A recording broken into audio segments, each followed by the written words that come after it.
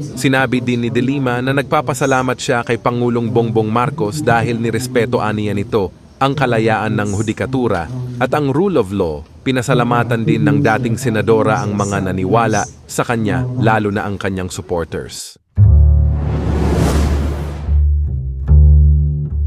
Kumambyo ang dating opisyal ng Duterte administrasyon kaugnay sa mga isinampang kaso laban kay dating senadora Leila de Lima, na naging dahilan ng pagkakulong nito ng mahigit 6 na taon.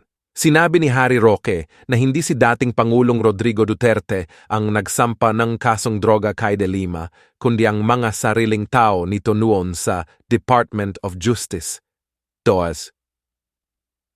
Partikular na tinukoy ni Roque si dating Deputy Director Rafael Ragos ng National Bureau of Investigation at sumunod na ring nagsalita ang mga testigong preso mula sa New Bilibid Prison sa Muntinlupa City.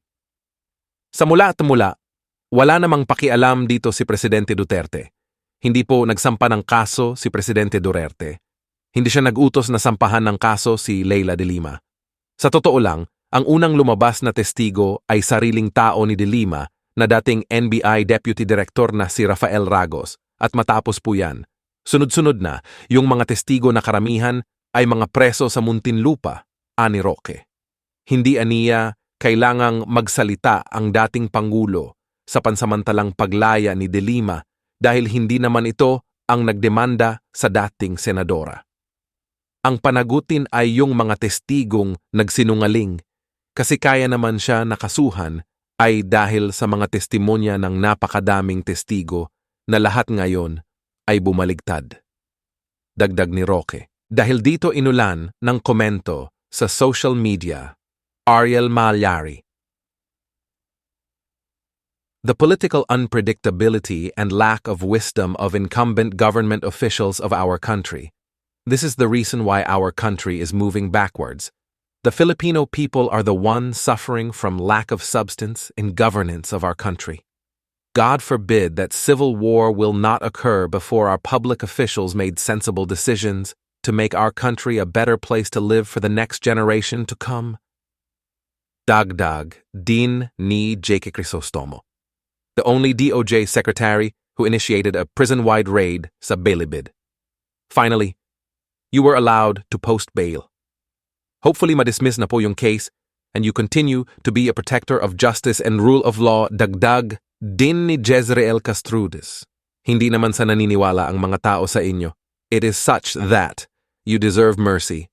Enjoy your temporary freedom, madam. Dito po ako ngayon upang suportahan ang budget ng judiciary at kung maaari ay mas mabigyang halaga ang pangangailangan nito upang mas makapagbigay sila ng maayos na serbisyo at karagdagang hustisya sa taong bayan. In 2023, the total budget of the judiciary was 54.9 billion pesos. They propose for 2024 a budget of 71.91 billion pesos. But in the 2024 NEP, National Expenditure Program, the entire judiciary is only given 57.79 billion. Mr. President, our judiciary being the third constitutional branch of the government serves a distinct purpose that renders our work here in the legislative more effective, especially to the people to whom our laws are being applied to. And an independent judiciary is crucial in the delivery of justice, where they are not beholden to anyone. If our courts can sustain itself independently of other bodies such as the LGUs, it would shield them from influence in the handling of cases that are brought before them. Our judiciary needs its independence when it comes to their budget. Sa aking programa po, sa Wanted sa Radyo, nakikita ko po kung gaano kahalaga sa mga tao ang hidikatura. Of course, we try to help the people resolve their problems by acting as informal mediators. And while we are successful in some cases, there are definitely cases that need the intervention of the courts. And once the courts are involved, we leave it to them because they know better. And whenever we see people succeed in their court cases, Bumabalik po ito sa amin at nakikita namin ang malaking bagay sa kanila ito. And so I would like to give my all-out support, in particular to our lower courts, the frontliners of our judiciary. Sila pong humaharap sa mga tao, and they have the earliest opportunity to actually resolve the legal issues of the people. The infrastructure of our lower courts deserve our support because it gives these institutions their dignity. Kung pupunta po tayo sa ilang mga korte, kalunos-lunos po ang kondisyon. I would like to also give my full support for the modernization plan or the innovation plan of the Supreme Court for our lower courts. During the pandemic, we saw how processes could be digitalized to expedite matters. Mas mabilis po kung may internet at data plan ang mga courts to enable them to communicate through email or text para ma-inform ang mga tao sa status ng kanilang mga kaso. Isa na po ang postponement ng mga kaso. Marami pong courts ang walang sariling telepono or mahirap tawagan. If they all have official mobile numbers that have enough data, they could probably send immediately to the parties pag hindi po tuloy ang kaso. Kasi ang pag-postpone ng mga kaso ay mabigat po sa bulsa ng mga litigante. Pupunta sila doon, mamasahe, magbabayad ng abogado, mag-absent sa trabaho, pero mapupuspon lang pala. Sana ay may paraan na masabihan ng mga litigante na maaga bago pa dumating ang araw ng kaso.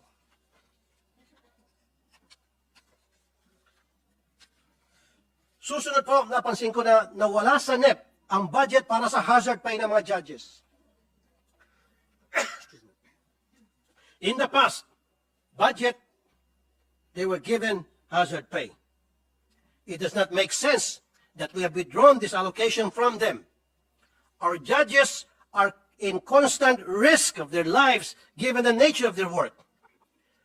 Maliit na bagay if we give this to them. Because our judges, ito po, ang umaharap sa mga litigante. Ang madami po sa mga litigante, ang hindi natin matansya ang pag-iisip. Ang kanilang emosyon. May mga mainit ang dugo, galit. And our judges have to face these people and tell them that they lost in their cases. What changed in 2024? Nagka-superpowers po ba ang ating mga judges at hindi na sila at risk? Seriously, I urge my dear colleagues that we give back this small amount of 221.8 million pesos hazard pay for our lower court judges. It goes into the morale of our judges. Dito po sa GAB, nakalagay na ibinalik ang 221,000. Teka muna, 221,000 pesos na budget para sa hazard pay. Typo error po ba ito? If it is a typo error, ayusin po natin, gawin natin 221.8 million pesos po. Finally, I noted the budget of 537 million pesos for the creation of family courts in regions 2, 8, 10, and 12 have not been given. I support this request for the judiciary. Recently, sa akin po pag-uwi sa Isabela, kamakailan lang, marami po nagsabi sa akin na tumaas ang kaso ng mga crimes against justice, including those involving children. Actually po, mga kamag-anak na binibiktima ang mga bata. Let me give you some data.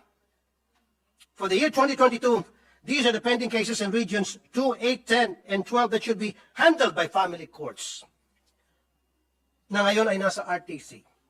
Pending VAUSI cases as of 2022.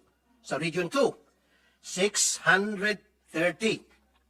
Sa Region 8, 251. Sa Region 10, 584. Sa Region 12, 388.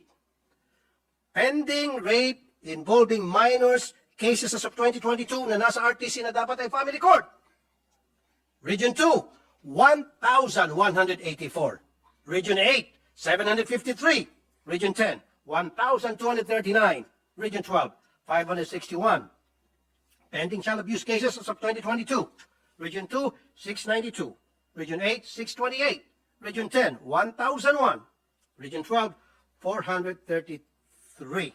Finally, pending human trafficking cases as of 2022. Region 2, 42, Region 8, 36, Region 10, 54, Region 12, 8. Family courts also handle all cases including children, drugs cases, adoption, annulment, guardianship, custody, acts of lasciviousness, support, and legal separation. We need family courts for Region 2 covering Batanes, Cagayan, Isabela, Nueva Vizcaya, Quirino, and Tuguegarao. Region 8 covering Biliran, Eastern Samar, Leyte, Northern Samar, Southern Leyte, and Tacloban. Region 10 covering Bukidnon, Camiguin, Llano del Norte, Misamis Occidental, Misamis Oriental, and Cagayan de Oro. And finally, Region 12 covering Cotabato, Sarangani, South Cotabato, Sultan Kudarat, General Santos, and Coronadal.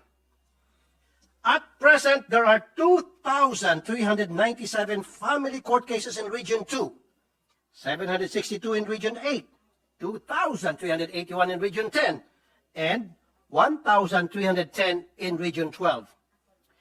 These cases are being handled by designated region trial courts, Mr. President.